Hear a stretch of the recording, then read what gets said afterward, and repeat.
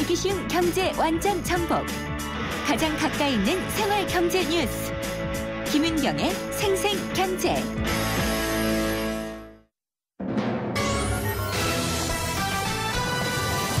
경제 뉴스의 진실과 오류. 생생경제가 떴다. 오늘의 생생 인터뷰는 네, 오늘의 두 번째 인터뷰는요. 2016년 예산안 요모조모 알아보겠습니다.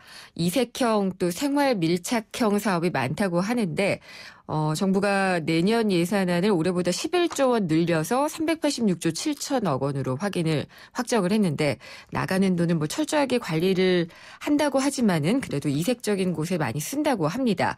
이데일리 하진아 기자 전화 연결해서 얘기 한번 들어보도록 하겠습니다. 안녕하십니까? 네, 안녕하세요. 이데일리 하진아입니다. 네, 반갑습니다. 2016년 예산안이 달라진 부분들을 개략적으로 한번 짚어보고 가야 될 것 같거든요. 네, 지금 아까 말씀하셨듯이 11조 원 정도 늘어나는데 이게 증가율을 보면 작년 대비 3% 정도 늘어나거든요. 네. 이거는 지난 2010년 2.9% 이후에 6년 만에 가장 낮은 수준입니다. 그래서 사실 중국 성장세 둔화에 따른 수출 부진 등 국내 경제 상황을 고려해보면 충분치 않다는 지적도 나오고 있습니다. 네. 정부에서는 사실상 지난 7월에 11조 원이 넘는 추가 경정 예산을 편성했던 것을 감안했을 때 사실상 3%가 아니라 5.5% 정도 늘어난다고 설명을 하고 있거든요. 아마도 이제 추경을 감안했을 때 추가적인 확장적인 재정 투자를 하기에는 좀 부담스러웠던 것이 아닐까 이렇게 생각을 하고 있습니다. 네, 또 세수도 잘 안 들어오고. 근데 나가는 곳들을 보니까요. 새로운 곳에 많이 좀 많지는 않지만은 많이 책정이 돼 있는 것 같아요. 하나씩 보면은 외국인 환자를 위한 종합 서비스 창구가 마련이 된다고 하는데 이건 어떤 건가요? 네, 600만 원 정도 예산이 편성이 되고요. 예. 외국인 환자 종합 지원 창구를 운영을 해서 의료 분쟁 시 상담이나 절차 대행, 또 통역 지원 등을 실시할 예정입니다. 얼마가 들어간다고요? 600만 원 정도. 그래요? 네. 그러면 죄송합니다. 6억 원이네요. 죄송합니다. 그렇죠. 네네. 예, 긴장하신 것 같네요. 예. 600만 원이면 안 될 것 같아가지고 제가 다시 한번 여쭤봤어요. 네. 그리고 이게 외국인 환자를 많이 유치해서 좀 돈을 벌자는 그런 차원도 있는 것 같고요. 그 다음에 보니까 국내 최초로 대형 아레나형 공연장 이걸 짓겠다고 하더라고요. 네, 기존의 올림픽 체조 경기장을 리모델링해서 예. 상시 K-팝 공연이 가능한 15,000석 규모의 아레나 공연장을 이제 국내 최초로 조성할 예정입니다. 네. 이미 추경 때 15억 원 정도가 편성이 됐고요. 이번 2016년 예산안 때는 230억 원 정도 추가로 배정이 됐습니다. 올해 7월에 이제 기본 계획을 마련을 하고 2017년에 공사가 완료될 예정입니다. 2018년에요? 2017년에 공사가 완료. 2017년에. 그러니까 네. 이게 또 공연장이 생기고 나면은 공연도 많아질 거고, 아마 한류 같은 것들을 더 확산할 수 있는 터전도 될 수 있을 것 같은데, 네. 관련된 사업인 것 같은데, K-팝 아카데미라는 것도 세운다는데, 이건 어떤 건가요? 제외 한국문화원에 K-팝 전문 강사를 파견을 해서 네. 현지 외국인들이 K-팝 보컬이나 댄스 등을 배울 수 있도록 강좌를 운영을 하는데요. 여기에는 예. 16억 원 정도 예산을 편성을 했습니다. 아, 그렇군요. 이게 몇 군데 정도 생기나요? 지금 총 28개 제외 한국문화원 중에서 수요가 높은 16개소를 선정을 해서 시범적으로 네. 운영을 할 예정입니다. 그렇군요. 문화 쪽에 많이 좀 투자를 한다는 생각이 좀 드는데요. 네. 그리고 이 소비 진작을 위해서인 것 같아요. 이것도 이제 문화와 연결되는 관광 분야인 것 같은데, 네네. ICT랑 접목해서 또 투자하는 곳도 있다고 하고요. 한국형 블랙 프라이데이 이런 것도 하겠다고 하는데 여기에는 얼마가 어떻게 들어가는 건가요? 한국형 블랙 프라이데이 행사를 이제 열 예정인데요. 네. 여기에는 예산이 10억 원 정도 재정 자금이 투입될 예정이고요. 네. 이로 인해서 정부는 이제 국내 소비 활성화와 더불어서 아까 말씀하셨듯이 해외 관광객 유치 등을 기대하고 있습니다. 네, 그렇군요. 그리고 소상공인이나 중소기업을 위한 예산 이렇게 해서 또 편성이 된 게 있던데 여기에는 어떤 것들이 투자가 되나요? 네, 그 소상공인 촉진 기금이라는 것을 마련을 했는데요. 네. 그 소상공인에게 필요한 자금을 지원하는 내용을 담고 있습니다. 5년 이상 사업을 진행한 소상공인에 대해서 그 시설 자금 최대 2억 원, 운전 자금 최대 5천만 원까지 저리로 융자를 해주는 그런 내용을 담고 있습니다. 네. 대출이군요, 결국은. 네네. 네. 그리고 창업하는 분위기를 좀 북돋우기 위해서인 것 같은데 창업 가상체험 뭐 이런 것도 한다는데 이거는 어떻게 하는 거예요? 네, 이거 같은 경우에는 5억 원 정도 예산이 투입될 예정인데요. 예. 그 창업의 전체적인 과정을 이제 게임 스토리로 구성을 해서 네. 그 가상 점포를 개업하고 경영하는 그 모든 일련의 과정들을 통해서 간접 경험을 할 수 있도록 그런 계획을 하고 있습니다. 그렇군요. 또 어떤 곳의 기사들을 보니까요. 과학이나 R&D 투자 같은 경우에 많이 너무 줄였다라는 식의 네네. 얘기가 나오기는 하는데 그게 또 네네. 24년 만에 달 탐사 사업은 재개를 하더라고요. 그건 좀 네. 눈에 띄던데 네.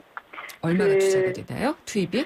이거 같은 경우에는 1,000억 원 정도, 100억 원 정도의 예산이 투입이 되고요. 네. 그 아시다시피 92년에 그 우리발 1호 발사 이후에 예. 24년 만에 우주 탐사 프로젝트를 착수한다는 것인데요. 예. 그 2018년까지 시험적으로 달 탐사 위성을 달 궤도에 진입시켜서 선회하고 그 2020년 이후에는 한국형 발사체를 이용해서 착륙선을 달 표면에 착륙시키는 것을 목표로 추진할 예정입니다. 얼마 안 남았네요. 우리나라 발사체를 이용해서 네. 이 탐사 위성인가요? 탐사선이 달에 네. 착륙하기까지.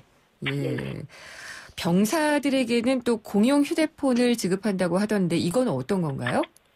네, 그거 같은 경우에는 이제 그 부모들이 필요로 할 때 그 군부대에서 근무하고 있는 자식들과 전화를 통화할 수 있도록 그 병사 생활관에 착신만 가능한 그 공용 휴대폰을 도입할 예정입니다.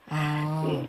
이것 같은 경우에는 당초에 12억 원 정도 예산이 투입이 됐는데요. 네. 그 통신업체에서 이제 기부 형태로 이제 사업이 추진될 예정입니다. 그렇군요. 하진아 기자 보시기에 그 외에도 좀 많은 그 예산 쓰이는 곳들이 이색적인 곳들이 있었을 텐데 좀 더 눈에 띄는 건데 잘 안 알려졌다 이런 게 있었나요? 양육비 이행 원스톱 종합 서비스가 있는데요. 네. 그 미혼 또는 이혼으로 자녀를 홀로 키우는 상황에서 양육비 받는 뭐 분쟁들이 좀 많잖아요. 네. 그래서 상담부터 양육비 청구 소송 및 추심 등 법률 지원을 제공하는 그런 사업이 있고요. 네. 또 보조교사를 채용할 경우 인건비를 지원하고 그 어린이집에서 요청 시에는 신청 사유나 우선순위를 고려해서 대체 교사를 지원하거나 파견하는 등 그 양육에 관련된 좀 생활 밀착형 예산안들이 좀 있었고요. 네. 또 요즘 그 대학생들 이제 뭐 기숙사비 같은 경우 너무 비싸잖아요. 그렇죠. 네, 그 기숙사비가 저렴한 행복 기숙사를 만들어서 학생들의 높은 주거비 부담 완화에도 힘쓸 예정입니다. 가격대는 민자 기숙사, 일반 그 사립대 기숙사보다는 20-30% 저렴한 월 24만 원 정도로 네. 예상을 하고 있습니다. 그 원래 나왔던 사업이죠. 원래 시작하려고 했던 사업이 아닌가요? 행복 기숙사 같은 경우요? 예. 예. 저는 좀 아쉬운 게 교통 쪽에는 뭐가 없었나요? 교통 혼잡을 좀 줄인다든지 완화하기 위한 그런 생활 밀착형 예산이 좀 책정됐으면 좋았을 텐데라는 생각이 들거든요. 그런 건 없었나 봐요. 네. 예. 근데 이게 지금 정말 빠듯하잖아요. 가게 살림하는 것도 어렵고 나라 살림하는 건 더더욱 어려울 텐데 없는 살림에 이것저것 좀 많이 쪼개 쓴다 이런 생각은 들기는 하네요. 네. 네. 실제로 이런 것들이 좀 많은 효과를 낼까 이런 것에 대한 의구심은 좀 있거든요. 어떤가요? 사실 예전에 과거에 그 많은 예산들이 있지만 실질적으로 좀 실효성이 떨어지는 것들이 있었거든요. 네. 그래서 이번에도 뭐 그런 경우가 좀 있지 않을까 싶은 생각이 드는데, 예. 뭐 대표적으로 작년 같은 경우에는 수도권 안전운전 체험센터를 화성에 70억 원을 들여서 그 체험 70억 교육장을 이나요? 만들었는데, 예. 이게 과연 뭐 실효성이 있을지에 대한 의문은 좀 남아 있고요. 네. 또 그 시골 마을 회관이나 경로당을 이제 목욕탕으로 고쳐서 예. 그 장날 목욕탕 사업이라는 것을 이제 9억 원의 예산을 했습니다. 그래서 이 부분도 뭐 과연 필요했던 사업인지에 대한 거는 좀 의문이 남죠. 네. 알겠습니다. 없는 돈 쪼개서 했는데 잘 써서 효과가 나야겠죠. 오늘 말씀 잘 들었습니다. 감사합니다. 네, 감사합니다. 이데일리의 하진아 기자였습니다. 거울아 거울아 이 세상에서 누가 전화를 제일 잘 받니? 호로 2588 이국주. 어머 내가? 하긴 대리운전 상담원 하면서 훈련 좀 했지. 고객님들이 개그도 잘한다고 칭찬도 해주셨어. 너 잘났다 너 잘났어 2588 2588 꽃보다 국주 2588. 생생경제 3부는 여기까지고요. 잠시 후 4부 이어집니다. 경제주치 시간은 수요일에는 세무상담을 하고 있죠. 맞춤형 원천징수제, 이렇게 달라진 원천징수제에 대해서 자세히 알아보겠고요. 경제수사대 시간 있습니다. 금감원에서 발표한 제2탄 근원 목소리, 다양한 근원 목소리에 대한 대응 방법 소개를 해드리도록 하겠습니다. 궁금한 점이나 의견 있으면 문자 주시면 됩니다. 짧은 건 50원, 긴 건 100원의 정보 이용료가 부과되고요. 휴대전화 우물정의 0945번으로 남겨주시면 됩니다. 잠시 후 4부에서 뵙겠습니다.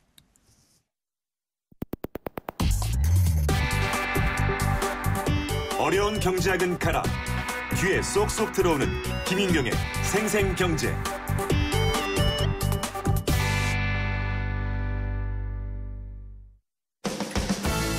든든한 우리 집 경제주치, 생생주치.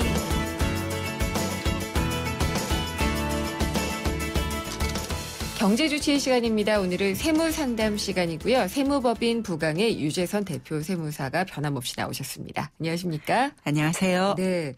세금 문제 관련해가지고 바로 질문들이 많아서 그냥 들어가야 될 것 같아요. 네. 네. 날씨 좋은데. 네. 5026님이 주신 질문인데요. 지난 6월에 종로에서 작은 매장을 운영을 시작을 했다고 합니다. 주말에는 손님이 너무 많아서 아르바이트생을 일당직으로 고용을 하고 있는데 일당 10만 원까지는 원천징수를 하지 않아도 된다라고 들었습니다. 그래서 별 신경을 쓰지 않고 있었는데 지급액이 10만 원 이하여도 원천징수를 해야 하는 경우가 있다고 하는데 이게 어떤 경우인가요? 라고 질문을 주셨네요. 일단 이 어려운 때에 개업을 하셨는데 손님 많으시니까 정말 네. 다양한 일이네요. 예.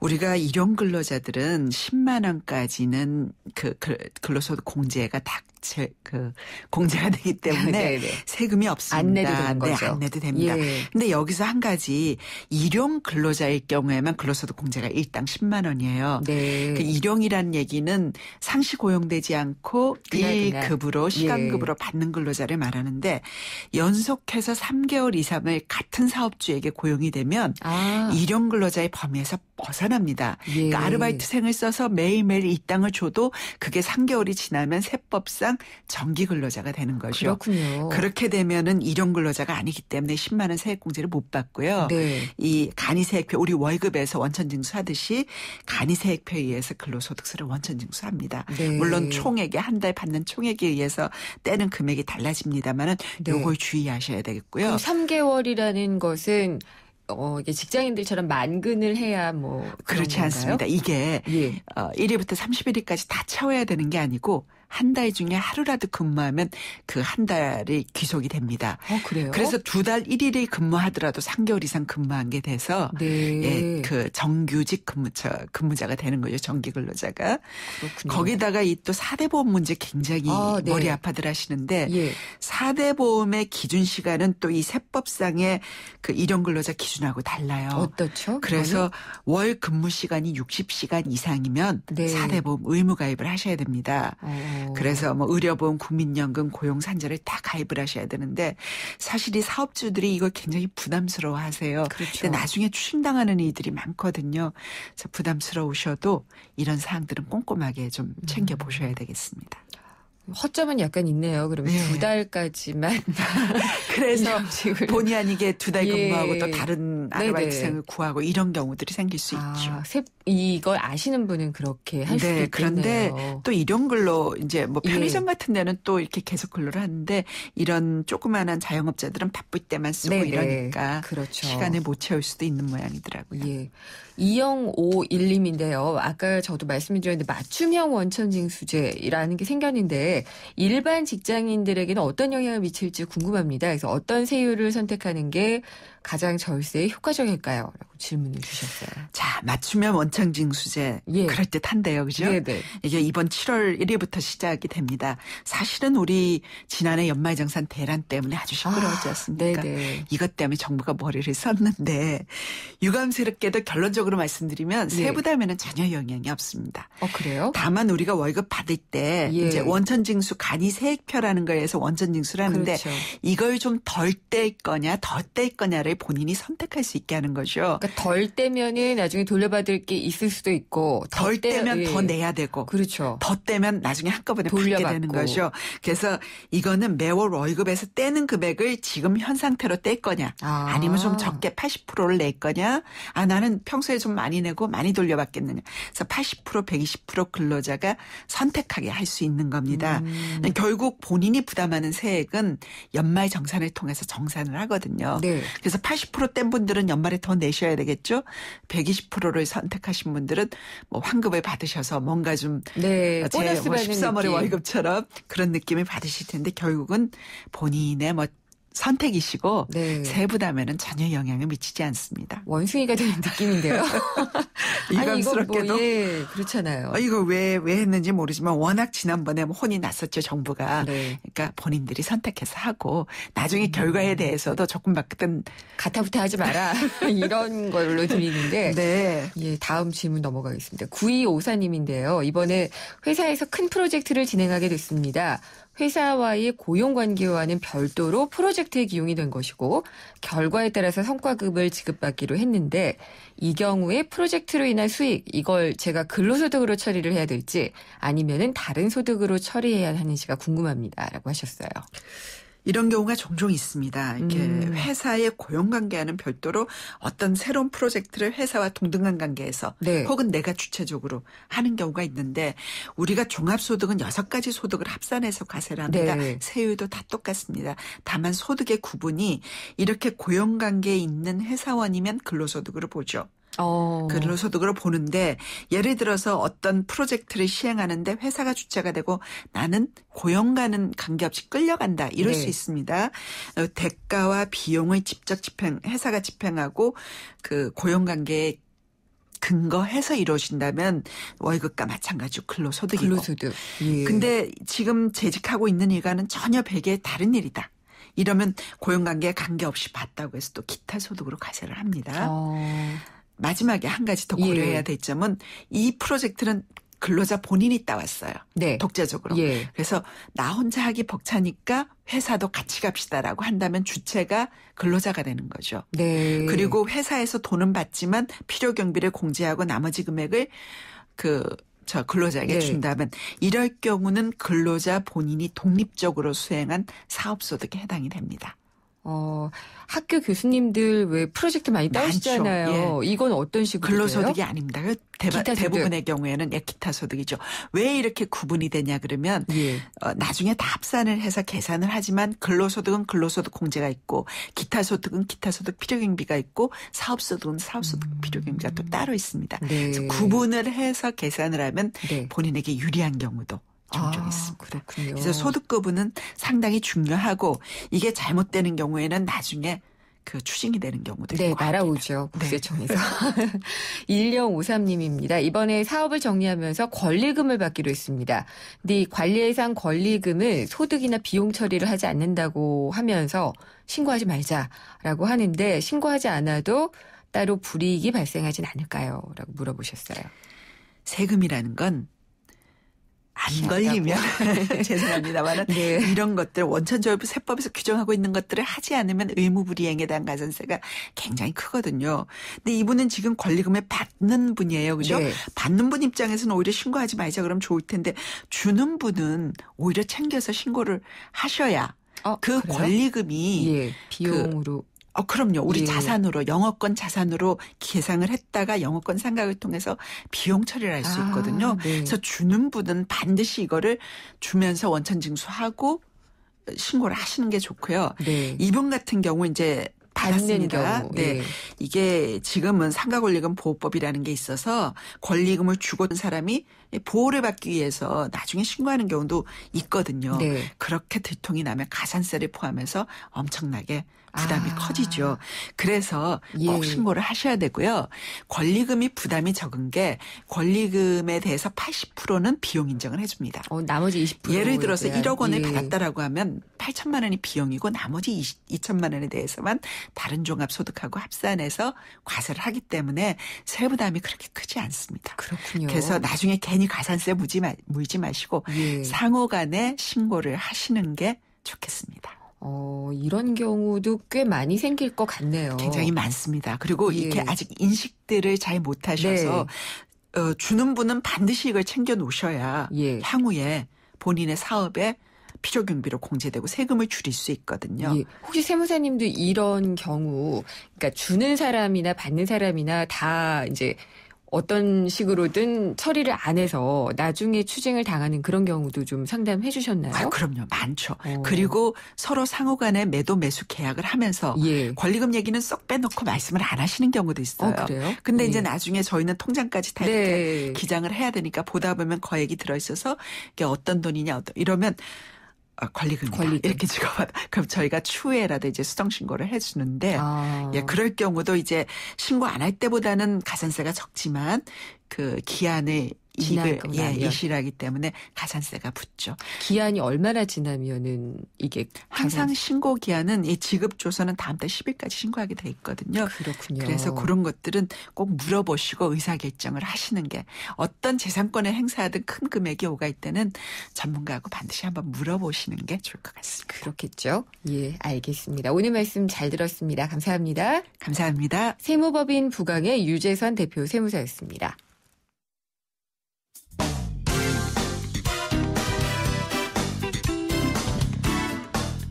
경제 전문 방송 김윤경의 생생경제에 내 의견을 전달하고 싶다면 짧은 문자 50원, 긴 문자 100원, 우물정 0945번, 샵 0945번으로 문자를 보내주시면 되고요. YTN 라디오 앱 예스를 통해 비용이 들지 않는 메시지도 보내실 수 있습니다. 또 웹사이트나 페이스북에서 김윤경의 생생경제를 검색하셔서 소중한 의견 남겨주시면 됩니다. 여러분의 소중한 의견 참고하겠습니다. 언제 어디서든 꼭 필요한 정보를 주는 김윤경의 생생경제. 듣고 싶어라.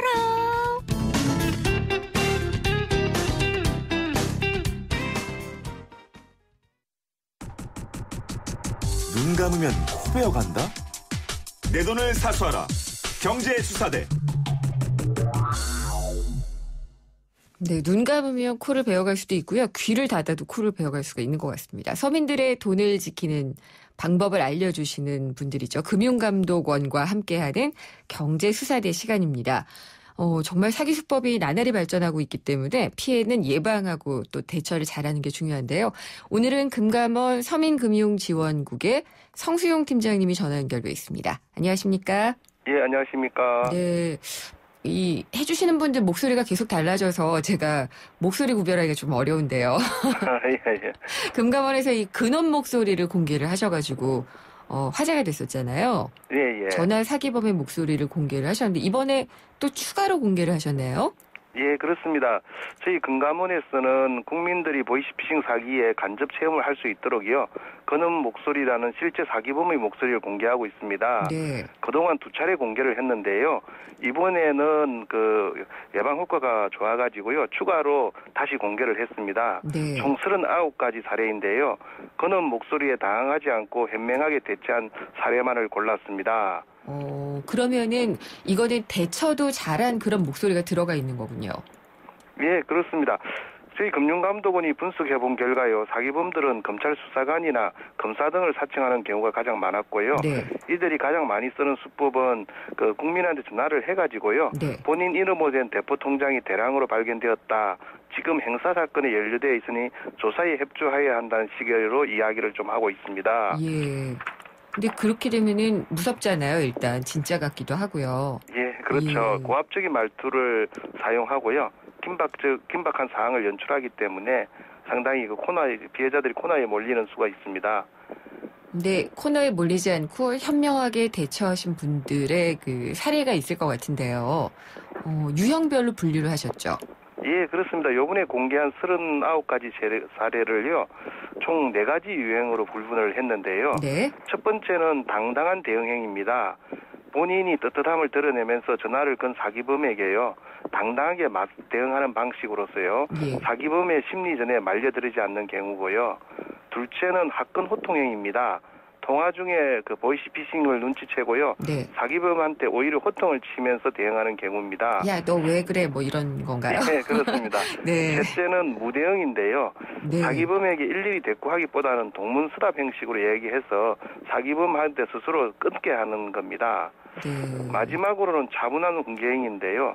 사기범한테 훈계를 하듯이 보이스피싱 일을 그만두고 정당한 일을 찾아라 예. 라고 대응하는 것이 특징입니다. 이건 어르신들이 많이 하겠군요. 뭐 어르신도 있고요. 네. 또 이렇게 좀 은행원들이나 이렇게 좀 평소 보이스피싱에 대해서 잘 아시는 분들이 예. 그 차분하게 이야기를 좀 하고 있습니다. 예, 저는 그냥 끊을 텐데 동문서답형으로 이야기를 끌어가시는 분들도 있군요. 네. 그래서 대포통장이 뭐냐, 대포통장이 발견되었다고 하면 네. 대포통장이 뭐예요? 이런 식으로 대답을 해서 네네. 뭐 더 이상 그 뭐 범죄 의지를 꺾어버리는 거죠. 예. 예, 예. 그렇군요. 그 한 가지만 좀 사례를 소개를 해주시면 재밌을 것 같은데요. 좀 잘 대응했다고 사례로 보면은요. 사기범이 동부지검 검찰청 수사관이라고 하자 네. 피해자가 그럼 성명하고 직급을 알려달라. 내가 직접 동부지검의 대표 전화로 전화해서 그 수사관하고 직접 이야기하겠다라고 네. 대답을 했죠. 예. 그러니까 사기범들도 이 사람한테는 더 이상 이야기하면 안 되겠구나라고 생각하고 전화를 바로 끊게 됩니다. 예. 두 번째 또 사례 중에는요. 사기범이 당신이 지금 11사람이 대포통장 관련해서 고소고발된 상태다라고 이야기를 하자 그럼 내가 바로 가날 경찰서에 가서 직접 확인하겠다. 네. 이런 식으로 대응을 했는데요. 이 두 분 다 모두 논리적이고 슬기롭게 잘 대응한 사례라고 볼 수 있습니다. 요 사례가 그러면은 금감원 홈페이지 근원 목소리 들을 수 있는 코너에 가면은 있나요? 네, 그렇습니다. 예. 예를 들어서 당당 대응행위라든지 네. 이렇게 훈계행위라든지 이렇게 다 분류를 해놨기 때문에요. 예. 들어오시면 들어볼 수 있습니다. 당당 대응형이 지금 말씀하신 이런 경우인가요? 아무래도 그 첫 번째 사례, 네. 당당하게 내가 직접 가서 이야기하겠다. 네. 이런 거죠. 예, 예. 그렇군요. 근데 이 사기범을 불필요하게 자극하는 경우도 분명히 생길 것 같거든요. 그러니까 자꾸 물어보면은 귀찮아하면서도 어쨌든 자신을 속이의 성과를 거둬야 되잖아요. 보이스피싱범은. 예, 그러니까 예. 이러다가 부작용을 오히려 입는 경우는 혹시 없을까요? 예, 그래서 가능하면 학건 호통행은 좀 저희들이 권하는 방식은 아닙니다. 네. 예를 들어 상대한테 같이 욕을 한다든지 네. 이럴 경우에는 사기범들이 그 전화번호하고 집 주소 등 기본 정보를 알고 있는 경우가 많거든요. 맞아요. 그러면 집에 피자가 10판이나 100판이 배달된다든지 안 시킨 짜장면이 배달된다든지 이런 사례들이 있습니다. 예. 그래서 가능하면 당당 대응행위나 자본 훈계행 정도에서 좀 특히 더 좋은 거는 무대응하는 게 가장 좋습니다. 무대응이요? 예, 예. 왜 그렇죠? 아무래도 나는 당신 한 전화에 관심이 없다. 네. 내 일은 내가 알아서 하겠다. 라는 식의 무대응이 좋죠. 그게 더 빨리 사기범들을 그렇습니다. 포기시키는군요. 예, 그렇습니다. 예. 피자 100판 배달, 이거는 좀 뭐랄까 큰 부작용인가요? 근데 어쨌든 집 주소랑 나의 이름 이런 것들을 알고 있다는 게 굉장히 불안할 것 같긴 해요. 그렇습니다. 예. 네. 근데 우리가 일상생활을 하다 보면은요. 다양한 곳에 제 집 주소와 전화번호를 남기는 경우들이 많지 않습니까? 많아요. 그 정보들이 집중이 돼서 사기범한테 흘러 들어갈 가능성은 늘 있는 일이다 생각을 하시고 이런 부분에 대응을 하시는 게 좋을 것 같습니다. 혹시 팀장님도 이런 전화를 받아보셨나요? 네, 저도 가끔 휴대폰으로 이런 전화가 오는데요. 그래요? 예, 저는 바로 그냥 거절을 해버립니다. 어떻게요? 그냥 끊으세요? 네, 주로 끊고요. 예. 경우에 따라서는 녹음한다라고 이야기를 하면 그 친구가 바로 끊습니다. 그거는 차분 대응형 네, 그런가요? 좀 차분 대응이라고 봐야죠. 예. 녹음한다 그러면은 대개는 겁을 내겠죠? 그렇습니다. 사기범들 목소리요. 이게 앞으로도 계속 공개를 해놓으실 건가요? 아니면은 좀 바꾸시거나 좀 내리시거나 할 계획이신가요? 저희들도요. 지금 그 보이스피싱 지킴이 체험관을 통해서 그 나도 신고하기 코너에서 국민들이 계속 그런 목소리를 신고해 주시고 계십니다. 네. 그러니까 저희들도 계속 그 접수를 받았어요. 홍보 효과가 높은 거나 신변종 사기로 추정되는 경우에는 계속적으로 공개해서 국민들이 간접 체험을 통해서 피해 예방을 할 수 있도록 저희들이 계속 해나갈 예정입니다. 네. 많이들 올려주세요? 하루에 작게 들어올 때는 2-3건이고요. 네. 많이 들어올 때는 10건도 들어오고 있습니다. 좀 특이한 사례는 없었나요? 뭐 본인들이 직접 올려주신 것 중에. 주로 저희들이 들어보면 보이스피싱 사기범들이 유사한 시나리오를 가지고 있는 것 같습니다. 네. 각각 다른 전국에 있는 다른 분들이 보이스피싱 지킴이의 녹음 자료를 올려주시고 계시는데요. 그 녹음된 내용을 들어보면 상당한 대동소이합니다. 대동소이하고요. 그래서 뭐 최근에 좀 특이한 사례는 뭐냐면 내가 당신의 정보를 가지고 있다. 그 정보를 지워줄 테니까 50만 원만 송금해라. 송금하면 당신 전화로 화상 전화를 통해서 내가 이 정보를 지워주는 모습을 보여주겠다. 이런 형태의 좀 사기범이 있습니다. 그럼 저는 그냥 최근에 좀 특이한 사례입니다. 두라고 할 것 같은데요. 아마도 국민들이 내 정보가 누출되어 있다라는 불안감이 있지 않습니까? 네. 그거를 역이용하는 수법인 것 같습니다. 그렇군요. 그거 말고는 또 소개를 해주실 게 없을까요? 이게 목소리로만 듣는 거잖아요. 사실 전화로만 하니까. 그렇습니다. 이게 주로 일단은 첫 번째는 그런 목소리를 들어보면은요. 대부분 당신이 대포통장으로 연루되었다. 당신 이름의 대포통장이 발견되었다. 따라서 당신은 수사를 받아야 된다. 그리고 수사를 직접 와서 수사를 안 받으려면 녹음 형태로 당신이 선의의 피해자라는 것을 입증하라. 그렇게 유도를 하면서요. 그러면서 당신이 가지고 있는 다른 통장의 번호를 다른 통장에 대해서 내가 좀 알려달라. 이런 식으로 나갑니다. 그러면서 그러면 일단 왜 내 계좌번호를 알려달라고 의심을 하면 갑자기 금융감독원 직원을 바꿔준다든지 담당 검사를 바꿔준다든지요.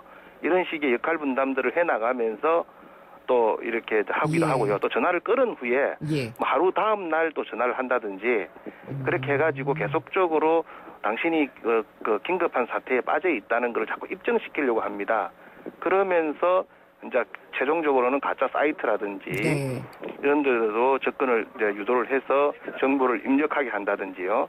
돈을 어디로 송금하라고 한다든지 이런 방식들이 사용되고 있습니다. 누가 검사 목소리를 내는지 그것도 궁금한데요. 금감원 목소리라는 것도 궁금하고요. 이 사기꾼들이요. 콜센터 안에 여러 명이 역할 분담을 합니다. 그럴싸하게 A라는 하나요? 사람이 첫 번째는 수사관 역할을 하다가 B라는 사람은 전화를 넘겨주면서 B가 검사 역할을 하고요. 또 C한테 금융감독원 직원 역할을 하고 이런 형태로 하다 보면 이게 진짜 상황인가 보다. 이게 사람들이 자꾸 믿게 되는 이런 거죠.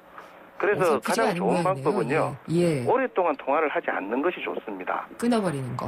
끊어버리고 자기가 대포통장이 정말 발견이 되었다면 은행 가면 다 정보가 나옵니다. 그럴 경우에는 은행에서 연락을 주나요?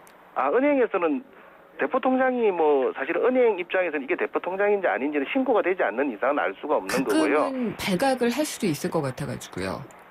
이제 은행 입장에서는 이상한 자금 흐름이 있겠다 싶으로 추정이 되면 일시 정지를 하고 연락이 가는 경우들이 있는데요. 이런 경우들은 정상적인 케이스고요. 수사기관에서 연락하거나 그렇지는 않습니다. 그런 경우는 없다. 그러니까 실제로는 더 중요한 것은요. 사기범들이 은행 직원도 관련이 되어 있으니까 은행 직원 말을 믿지 마라. 은행 직원과 상담하지 말라. 이런 이야기를 많이 합니다. 이런 경우에는 그렇게 해서 은행 직원들이 알려주는 정보를 차단하려고 노력하거든요. 하여튼 뭔가 금융 관련 문제가 생겼다면 은행에 가서 확인을 하면 모든 정보가 다 있습니다. 알겠습니다. 의심스러우시면 직접 창구로 찾아가시는 게 좋습니다. 항상 은행 직원과 가까이 하지 말아라고 하는 건 안 믿을 것 같아요. 그렇습니다. 잘 들었습니다. 감사합니다. 예, 감사합니다. 금융감독원 서민금융지원국의 성수용 팀장이었습니다.